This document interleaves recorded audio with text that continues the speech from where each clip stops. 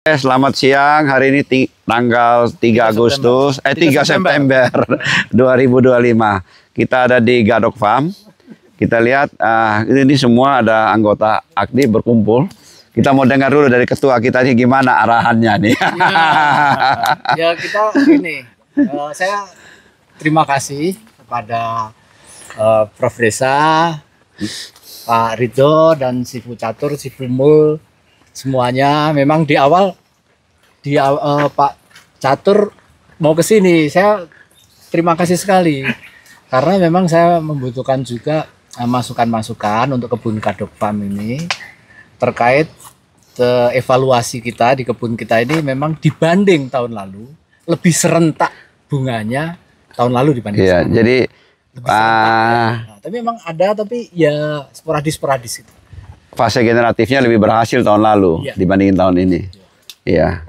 Mungkin Pak Catur lah ini mesti yang kasih sedikit bagaimana informasinya. Karena kita kemarau basah tahun ini ya. Jadi tentu dari cuaca, Pak.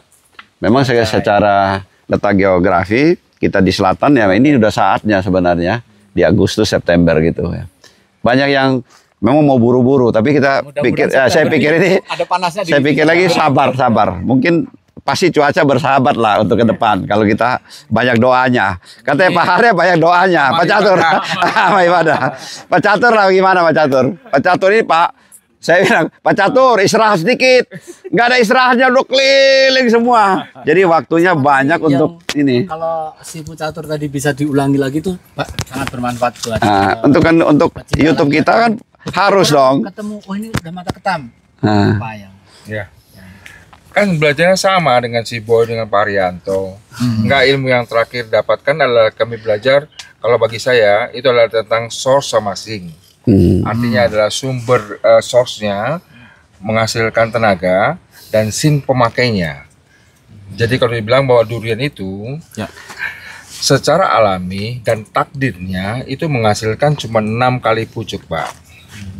Dia tiap 2 bulan sekali itu hak dia mucuk. Jadi 3 di vegetatif, 3 di generatif. Bila kita bisa mengaturkan kapan dia muncul dan kapan dia kita nggak mau, kita akan berhasil. Kenapa terjadi banyak kerontokan buah? Karena pada saat itu yang intinya adalah gini, waktu generatif bunga mekar jangan disaingi. Bila mekar, bila ada pucuk keluar, hujan banyak, sudah pasti bunga akan kalah. Makanya kita bilang, bunga kok saya gugur, daun kamu mucuk. Maka yang penting adalah yang muda diselamatkan, yang bunga kamu rontok. Kemudian tahap yang ketiga yang penting itu, yang kedua adalah waktu dia pengisian buah. Tapi jarang banyak dibicarakan di pengisian buah. Karena kerontokan itu jarang terjadi di situ. Sudah besar ya. Karena sudah kuat. Tapi kita nggak mau. Rasanya. Ya, pengisian buahnya. Itu pun juga bila keluar di sana itu ada menggunakan mepiquat chloride untuk menahan. Kalau kita sekalipun pakai yang zole-zole. Ya, termasuk bahan aktif yang zole-zole lah, itu bisa menahan. Atau menuakan dia cepat dengan P dengan K. N-nya kita kurangi. Dan yang terakhir, tahap terakhir adalah kita mau panen buah. Jangan keluar pucuk. Bila keluar pucuk pasti mengkal dan sebagainya. Rontok sebelum waktunya. Sudah pasti kan nggak enak buahnya. Maka bila keluar ya pakai mepiquat chloride. Ya kau punya sakit juga bisa, propidoxin kalsium pun juga bisa. Itu bisa. Ini kebun semua rata-rata pakai yang Gali punya. Propidoxin apa?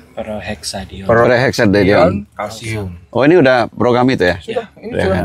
Makanya saya lihat ya ada itunya agak pendek ya, yang di sana yang ada. Oh, itu dia hampir sama sama Paklo ya, dia punya responnya ya. Mungkin, tapi Prohexadion. bahan yang dari di sintesa barang berbeda.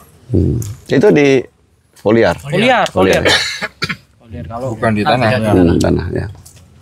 Saya kira bagus lah, Indonesia sudah mulai levelnya upgrade. Bukan lagi tentang budidaya harus buat bagus. Udah nggak, kita cerita tentang bagaimana membungakan buah dan bagaimana bunga itu tidak rontok, buah itu tidak rontok dan hasilnya bisa bagus. Iya. Saya kira sudah level di situ. Bagus ya. Jadi kita lihat tadi prehexadion kalsium itu pakai apa? Regalis ya? Ya, Regalis. kita pakai yang spek teknis. Jadi Ambil dari bas, Pure ambil dari bas.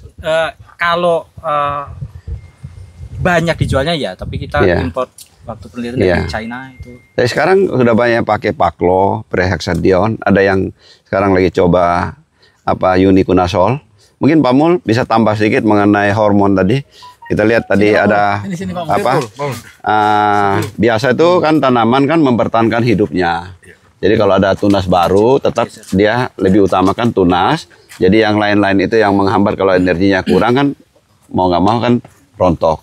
Seperti dalam hal ini mungkin bunga waktu jadi kepala mancis sudah rontok.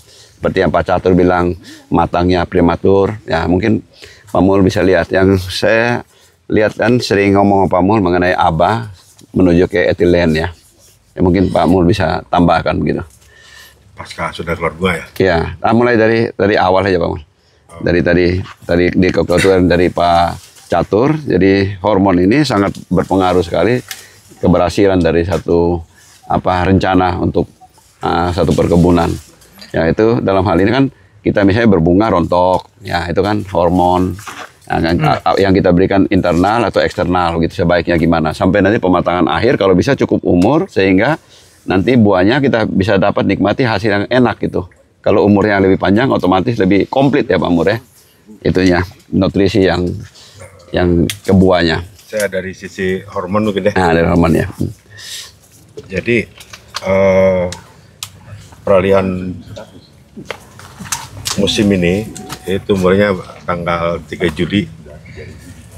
Itu adalah kalau secara normalnya itu adalah peralihan menuju ke musim panas. Tapi anomali tahun ini banyak hujan. Jadi pertama perkara berbunga itu hanya adu kuat antara hormon ABA dengan hormon gibberellin.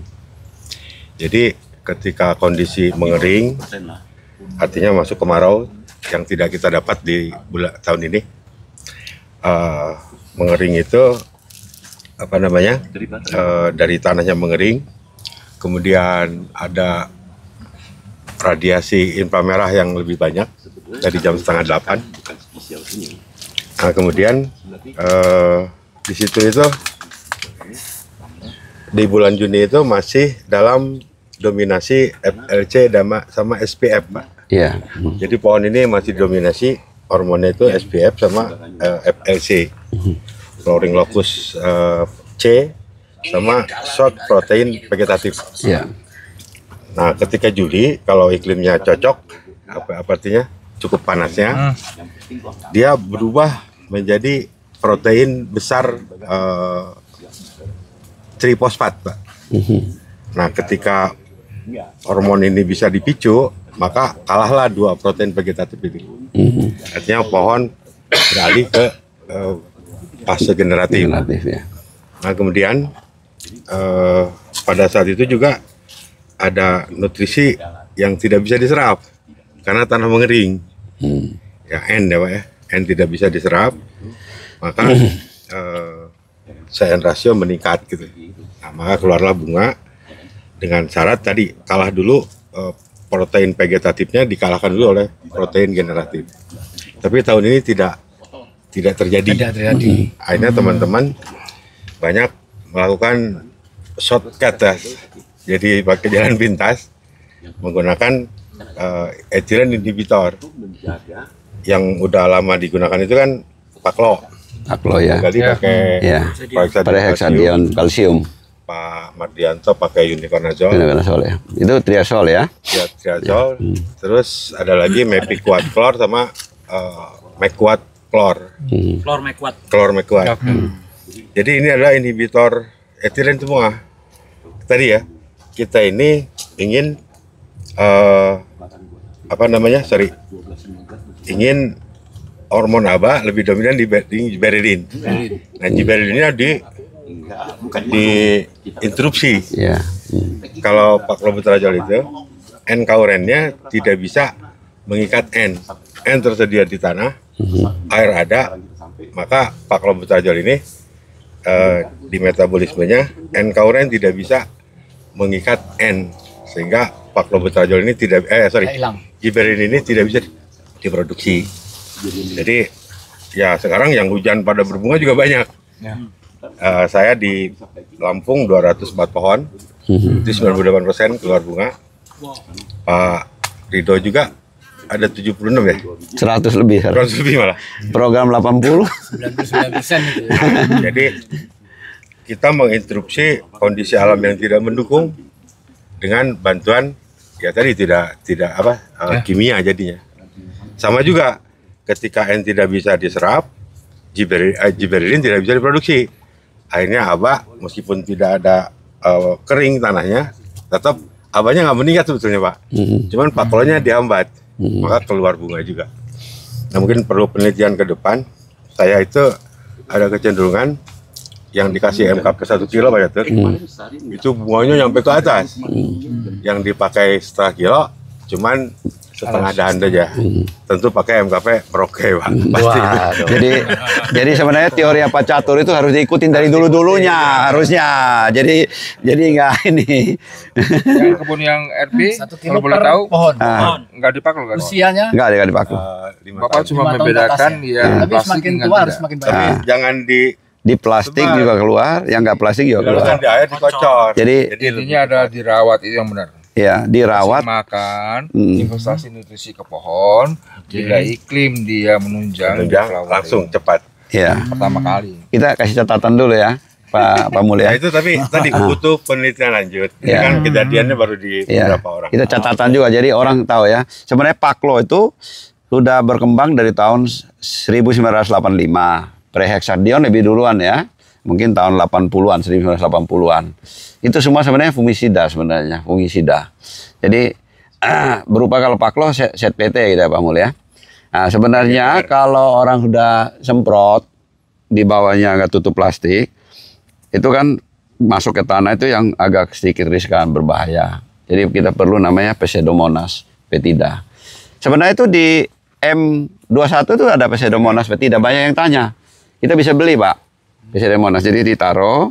Jadi kalau ada apa Paklo yang dari atas atau Perexadia dator bawah, memang tanah untuk mengurangi resikonya kita kasih Pseudomonas petida gitu. Itu bisa tercuci dalam 1 bulan itu, 1 bulan itu kira-kira bisa 80-an% itu ya. Jadi mungkin teman-teman yang takut sekali bisa lihat dari di M21 udah ada di situ. Dosisnya beda pohon, beda dosis. Ya. Kalau Kamu paling cepat itu montong Pak. Montong itu di 2,5 gram per liter. Bersih. Di Rancamaya montongnya keluar semua. di Wah, di Judiman. di mana? Di spray, Enggak, ya di spray. di spray ya. Spray. Nah, mungkin dari situ bagaimana supaya menahan ini nggak rontok kan? Ya. Nah, jadi Nah, setelah itu keluar gimana ya? bunga, Jadi setelah keluar bunga itu bukan nggak rontok aja Pak Catur ya, supaya tunas tidak keluar lagi. Jadi karena sebelum pembungaan udah pakai MKBP banyak, kalau ada panas agak sekitar 2 minggu, maka si pohon ini akan melepas hormon lagi, namanya hormon strigolacton. Tapi tadi jangan keserang hujan. Nah kalau ada 2 minggu panas setelah ini, maka strigolacton dibentuk berupa lendir di ujung-ujung akar, maka pohon itu kehilangan dayanya untuk keluar tunas baru. Nah tapi kan ini susah juga. Nggak mungkin. Akhirnya Pak Condro pakai tenda kan? Pakai tenda mungkin tembus air nggak itu? Iya, masih ada terus. Masih tembus. Tapi miring ya, jadi cepat Ya, ya. Nah terus ini kan giberelin masih di di penjara kan? Jadi pohon belum berhasil memproduksi kembali giberelin. Ya. Biasanya ada kelainan di tangkai bergerombol pendek. Nah jadi kalau sudah betul-betul cerinya keluar, diferensiasinya udah jelas, kita bantu dulu pohon ini Pak. Pakai GA3 spray di tangkainya boleh. Kalau kondisi daunnya rusak, ini kan bagus nih, Iya. cukup di tangkai. Tapi kalau abahnya terlalu banyak keluar, daunnya jadi kuning, daun juga dikasih Pak. Nah GA ini kadarnya 20 sampai 100 ppm. Soalnya GA 5, 7 Ya Nah, itu sebetulnya revolusi. kalau GA3 itu kan untuk kulit-kulit tipis. Kalau GA5, GA7 itu untuk kulit tebal. Tapi susah nyari GA5 ini, Pak. Adanya GA3. Nah, jadi GA3 dispray supaya tetap ukurannya normal. Tapi dia tetap pendek, Pak. Nah, supaya tidak pendek, jadi panjang lagi, sitokinin. Karena Citalopram ini mencekam 2 hormon itu. Jadi sitokinin disemprotkan, maka dia akan kembali normal. Nah, setelah itu masa yang paling krusial, yaitu pasca antesis. Jadi kalau setelah mekar, kemudian rontok, kurang dari 6 hari sudah rontok atau 4 hari ya sudah rontok, itu bukan gara-gara hormon, tapi gara-gara tidak berhasil diserbuki. Biasanya karena hujan, basah, tidak bisa mopping, dan lengketnya juga tidak keluar. Ataupun ada kelelawar tapi basah. Nah, kalau sudah rontok di hari keempat, ini penyebabnya adalah gagal polinasi. Biasanya teman-teman itu pakai plastik plastik ya. Saya lihat di Vietnam pakai plastik rata-rata ya dikasih ya. Sebelum antesis. Sebelum antesis dikasih nanti jadi nggak terhindar dari masih air. rawan rontok itu sampai umur 20 hari. Puncaknya itu 20 hari. 20 hari ke 40 hari resikonya berkurang. Kalau sudah melewati 40 hari masuk ke pengisian buah, penghujan juga nggak apa-apa. Jadi rawannya itu adalah pasca antesis sampai 20 hari, puncaknya 20 hari. Nah, itu bisa hilang sama sekali, Pak. Nah, yang apa gara-garanya adalah etilen. Etilen lebih dominan dari auksin. Nah, jadi sekarang ini kita keperluannya lain lagi. Kalau tadi kan manjangin butuh etilen, ngebesarin butuh giberellin. Ketika antesis butuh dominasi auksin lagi. Nah, ini juga kerepotan sendiri, Pak. Auksin kalau kita semprot kurang efektif.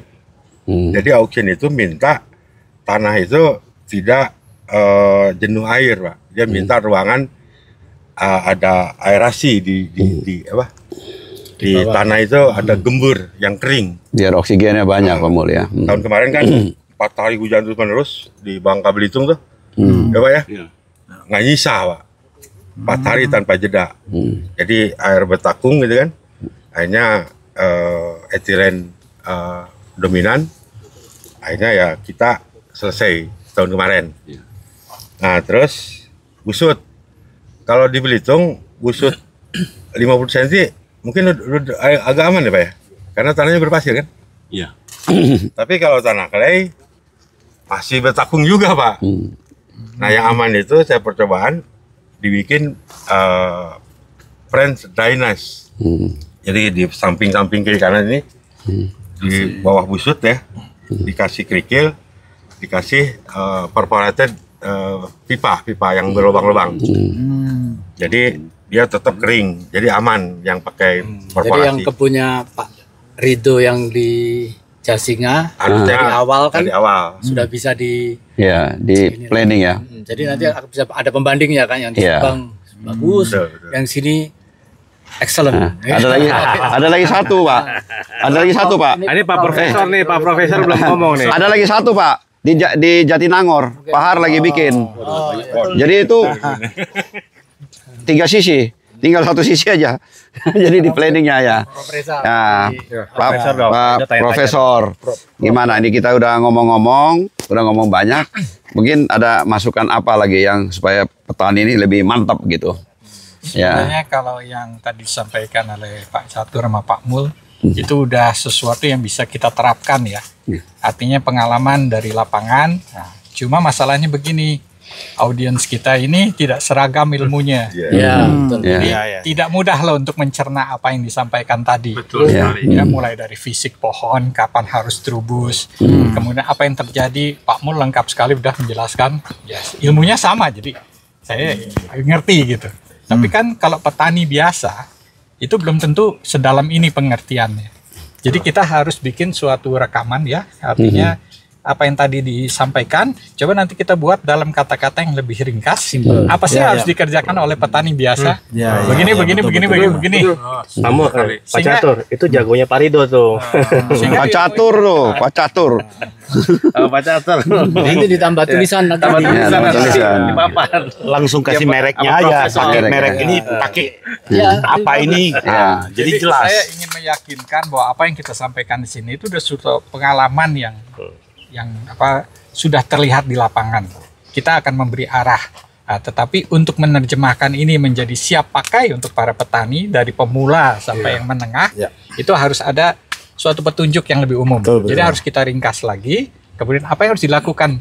Langkah pertama kalau sebelum berbunga begini gini gini gini, langkah kedua begini. Nah, itu akan lebih mudah dicerna gitu. Iya. Wah, apa yang disampaikan tadi sesuai ilmu itu udah sangat tepat gitu. Tapi nanti orang bingung, wah berat amat tuh ya ngomongnya. Orang bingung gitu. Iya, makanya sekarang Pak ada Akdi ini, Pak Condro kan maunya membina kalau bisa petani kecil yang punya 10 sampai 50 pohon dengan bahasa yang sederhana. Makanya kadang-kadang kita bikin YouTube, ada pertanyaan kita berusaha jawab sesimpel mungkin, jadi gampang dimengerti. Sama ini Gitu. mungkin ada portofolio, Iya. ada contoh. Ada Kan contoh. Contohnya di Belitung jauh. Nah. Enaknya yang di Bogor bikin 1 atau 2 pohon. Jadi ceritanya bisa bisa sambil praktek gitu ya Pak ya. Iya. Oh ini loh air yang maksudnya drainase itu ini. Ya jadi mungkin Sebelum busut ya. Nah, busut. Iya. Cara penanaman Paling seperti bawah, Pak Paling Sebelum bawah. busut, paling bawah. paling bawah.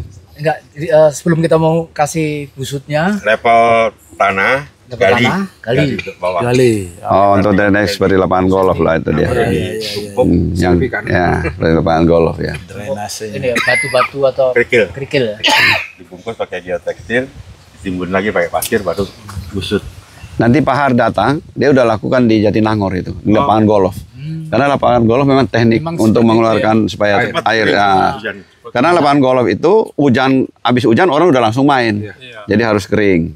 Nah itu Pak Har udah coba tuh. Jadi dia malah bikin 3 sisi oksigen, nyerapnya oksigen di Jatinangor lapangan golf ya. Pak Har. Undui dia sih. Iya, udah. Mungkin Pak Prof tambahan apa lagi Pak Prof? Iya, Untuk saya pikir ya. petani kita supaya benar-benar memang bisa pahami ya benar itu kita setuju sekali. Kita lihat Pak Catur, Mas Sigit udah keliling seluruh Nusantara, capek. Kadang-kadang jalan sampai Harus semangat. pincang-pincang mana pas Mas Sigit? Mas Sigit, Mas Sigit. Jadi kita ya, Ya, ini kebetulan kita semua ngumpul di AKDI. Iya. Jadi ini harus jadi suatu wadah yang memang menjadi lokomotif Sini, untuk bicara Mas Sigit. mengenai perdurian. Sini, ya. Artinya dengan bertemu seperti ini rutin kita Ya. bisa mengemukakan apa pengalaman-pengalaman kita di lapangan gitu. ya. Nah, tapi jangan lupa harus ada notulennya. Ya, Kemudian betul, nanti notulen itu kita sederhanakan menjadi bahasa yang bisa dimengerti banyak orang sehingga ilmu kita ini menyebar luas. Itu kan utamanya. Luar biasa. Nah, Ya. jadi tidak hanya 1-2 kebun saja, tapi kalau bisa seluruh Indonesia begitu mereka mengakses ke AKDI, mereka tahu gitu apa yang harus dilakukan. Jadi apa tadi petunjuk-petunjuk itu gambaran secara umum. Tentu kalau kita terapkan di tiap daerah ada plus minusnya karena kondisi tiap daerah berbeda. Jadi jangan lupa begitu. Itu selalu ada, wah nggak benar tuh katanya AKDI harus begini gini gini. Ternyata nggak cocok saya. Oh, nanti dulu. Sebab tempat Anda mungkin berbeda dengan kondisi di sini. Iya. Jadi ada plus minusnya. Tapi secara umum patokan yang tadi disampaikan itu udah benar. Itu pengalaman kita sejauh ini. Toh kita juga sudah belajar dari Malaysia, dari Thailand, dari Vietnam. Nah, kita jangan ketinggalan dong. Negara kita emang besar banget sih ya. Jadi untuk meratakan ilmu ini tidak cepat gitu. Nah, ini yang harus kita bantu kepada para petani. Iya, benar sekali Pak. Itu kita mau dengar Mas Sigit kan, keliling seluruh Nusantara. Saya juga berkebun durian gara-gara beliau ini, Pak Agus Widodo. Mungkin udah hampir 80% lah yang orang yang berkebun dengan hobi itu lihatnya YouTube beliau. Bagaimana kira-kira sudah keliling seluruh Nusantara? Kesulitan apa kira-kira yang kita dari AKDI bisa bantu untuk petani kira-kira ke depan supaya ini sebagai catatan juga. Mungkin Mas Gali bisa dengarin Mas Gali ke depan kita nih. Ini apa kita punya wakil sekjen kita nih. Agronom ya. Gimana Pak Sigit ya? Ya. Saya tuh sebenarnya cuma perpanjangan tangan beliau. Ya. Jadi beliau dulu yang menginspirasi saya untuk bagaimana mengembangkan durian Nusantara. Ya. Selama 7 tahun ini luar biasa Pak ya perkembangannya. Dari dulu masih beliau saja yang muncul, sekarang banyak sekali yang mulai muncul dengan keahlian yang saya kira secara ya mungkinan kita dari dulu ada yang lain selain dulu masih varietas, kita sekarang bicara budidaya. Dan saya lihat teman-teman secara basic budidaya sudah sangat bagus. Bagaimana membuat jalan lagi. Kedua ya memaksimalkan kualitas buah. Itu yang masih menjadi PR kita. Harapannya seperti itu karena pintu semakin terbuka, terus nanti mesti ada industri-industri lain yang akan lebih meningkat ke depannya. Jadi mungkin tugas beliau sebagai peneliti untuk meneliti lagi bagaimana membuat durian yang bagus. Jadi masing-masing daerah kan Mas Sigit kan kunjungi. Keluhan mereka kira-kira apa? Sulit berkebun durian atau gimana? Ya, masalah pasti di budidaya. Kalau kita lihat seperti permasalahan di Parigi Mutong ya, mengkal. Kenapa sih durian saya mengkal gitu kan? Iya. Setelah 50 tahun kenapa mengkal di tempat lain? Karena ya gitu masih ilmuannya itu masih jauh.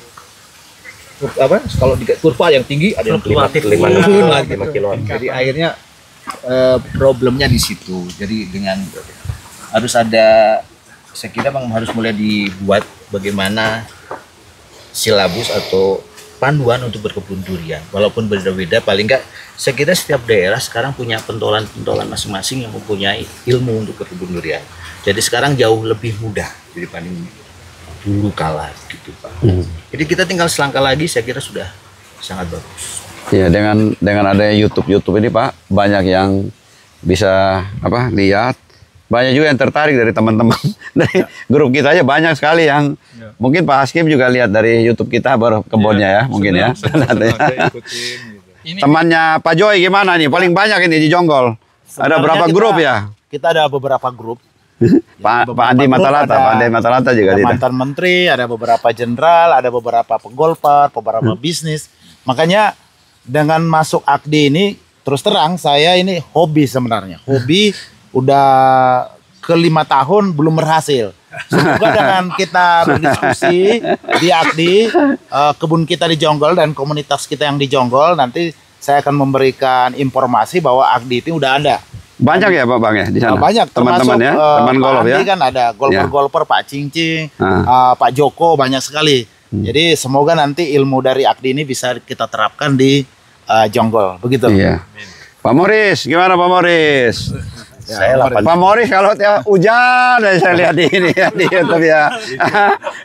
Di Belitung ya. 5 tahun, saya 8 tahun juga belum berhasil. Berarti kita tetap yakin. Semangat Yakin. ya. Kita semangat.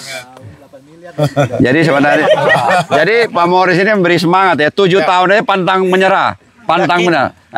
Gak bakal mundur ya. Nggak mundur. Tanam durian itu ibarat bawa mobil. Yes. Itu tidak boleh ngerem. Ngerem jadi hutan. Ngerem aja jadi hutan. Langsam, rumput banyak. Jadi harus ngegas terus. Walaupun pelan. Walaupun dengkul lemes. Ternyata pengalaman kita sama. Jadi udah 5 tahun. Jadi apokat saya lebih banyak daripada duren. Nah, padahal kita mau berkebun duren gitu loh. Jadi buahnya apokat lebih banyak. Gitu. Jadi dengan masuk AKDI ini nanti dengan Pak Moris nanti kita semangat ya. Tapi yakin nanti durian lebih banyak. Oke, amin. Harus yakin terus. Oke, kita udah ngomong banyak ini. Kita mau dengar ini Mas Gali.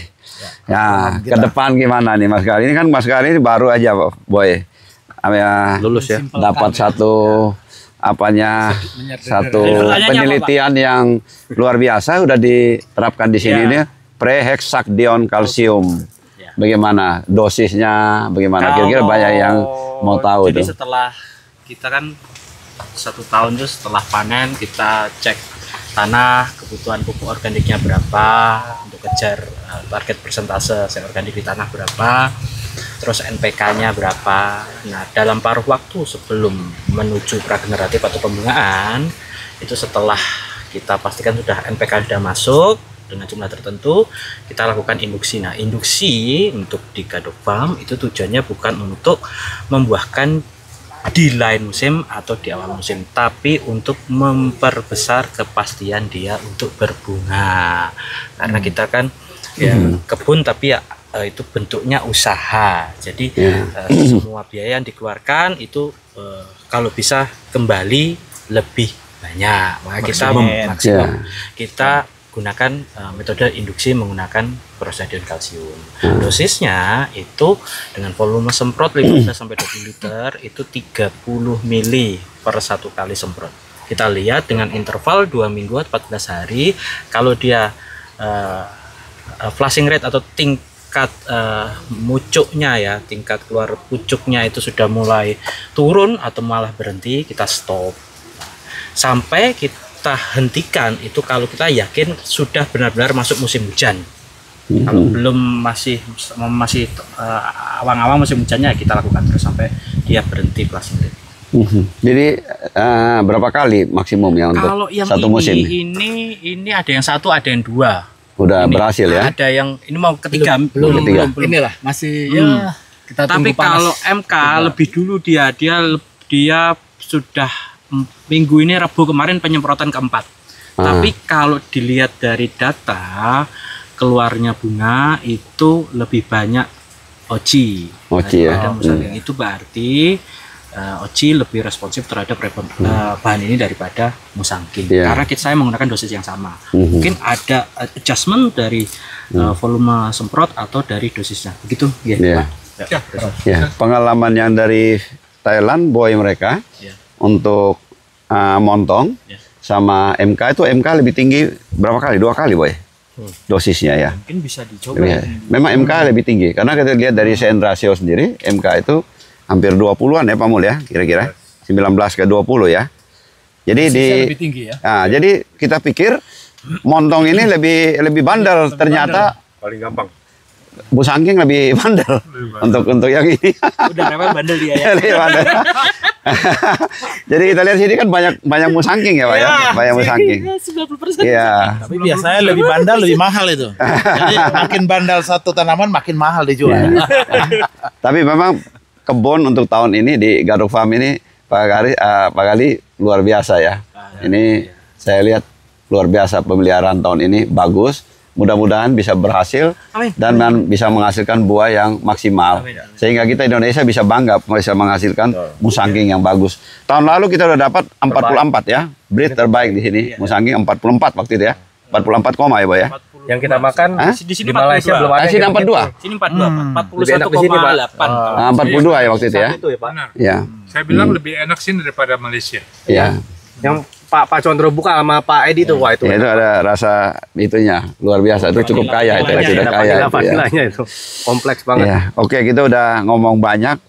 Jadi kita dari Akti ini berusaha untuk ke depan ya supaya pekebun di Indonesia bisa sukses. Mungkin kita dengar penutup dari Pak Condro, harapannya bagaimana untuk ke depan supaya Akti benar-benar kita mulai gitu ya. Ya terutama untuk pekebun-pekebun yang punya durian lokal, kalau bisa kita bisa berunding di TW ganti ke yang premium gitu. Ya. Terima kasih Pak Rido. Hari ini spesial ini. Komplit yang datang.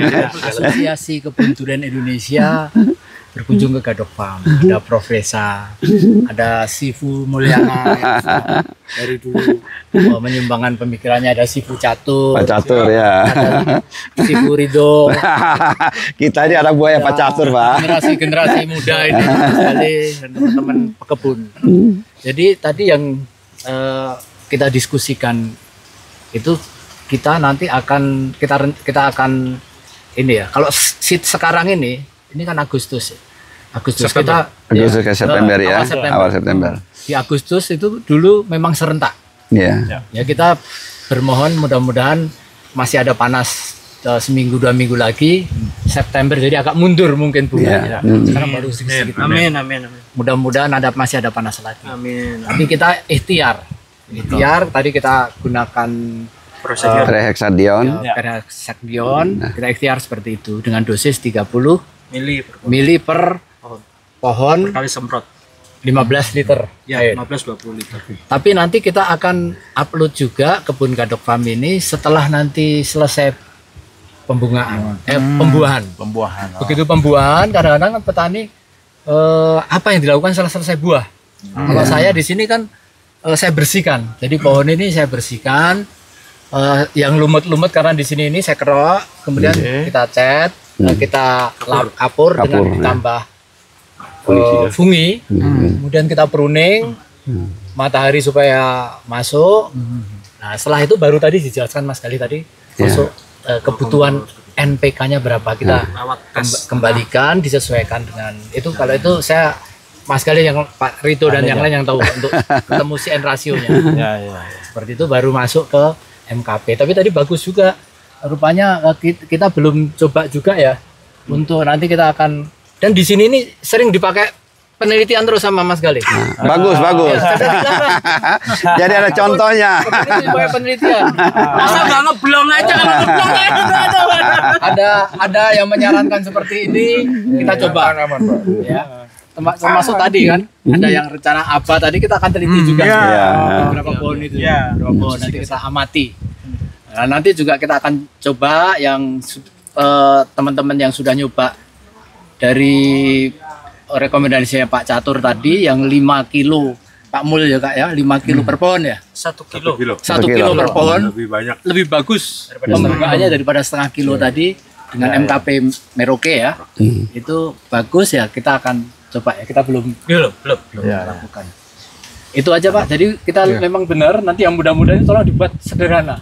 Oh siap. Lebih gampang setelah disederhanakan, di share ke Profesor. Nah, nanti seleksi kira-kira dimasukkan di YouTube. Ya. Betul. Ini ya tulisannya. Jadi kalau kita dengar, tapi kita juga bisa baca. Seperti itu. Kita harus menjadi narasumber yang bisa dipegang oleh banyak orang. Gitu. Jadi jangan asal kita upload sesuatu video, tetapi tidak ada latar belakang, tidak ada pertanggungjawaban. Jadi kita berharap bahwa ini akan berseri juga. Sekarang kita posisi begini, mungkin 3 bulan lagi kita lapor lagi. Sudah perkembangan baru apa-apa. Sehingga halayak kita itu mengikuti terus-menerus. Oke, bagus sekali Boy. Kita udah banyak berunding. Tadi Pak Ketua kita Akdi udah bicara banyak. Memang kita harus membantu ya untuk petani, terutama petani-petani kecil, supaya seperti yang Pak Prof ngomong, supaya bisa lebih sederhanakan lagi, baik di YouTube-nya, kalau bisa ada catatan sehingga gampang diikutin oleh orang banyak dengan cara yang benar. Tapi dengan catatan masing-masing tempat juga harus menyesuaikan dengan lokasi masing-masing, mineral alam di tempat masing-masing. Jadi kita penutup aja dari Pak Catur ini, udah capek sekali. Ya, pokoknya Pak Catur ngomong kita tutup lah. Terus nggak maksudnya gini, saya lihat perkembangan durian di Indonesia, maksudnya levelnya sudah beda, jadi sudah meningkat. Jadi artinya dengan AKDI bergabung lagi, kita buat konten yang bagus. Ya Pak Rido sudah membuktikan sendiri, bila pohon dirawat, investasi dengan di tubuhnya, buah juga kok, bunga juga kok. Bunga Pak, bukan buah Pak. Bunga, baru bunga. Baru bunga. Masih ada catatan perjalanan panjang. Tapi yakin. Dengan itu yakin. Dirawat, bisa berbunga kok. Itu aja. Levelnya sudah naik lah. Oke, Boy, terima kasih semua. Udah dari jauh-jauh bisa kumpul. Pak Condro udah bisa menyediakan waktu juga untuk kita di sini jadi tuan rumah. Pak Har lagi dalam perjalanan, mungkin Sugi juga akan datang juga di sini. Terima kasih, kita sudahin aja YouTube kita itu. Maju terus Pedurian Indonesia. Mantap. Maju terus petani Indonesia. Semangat. Semangat, Agdi. Agdi.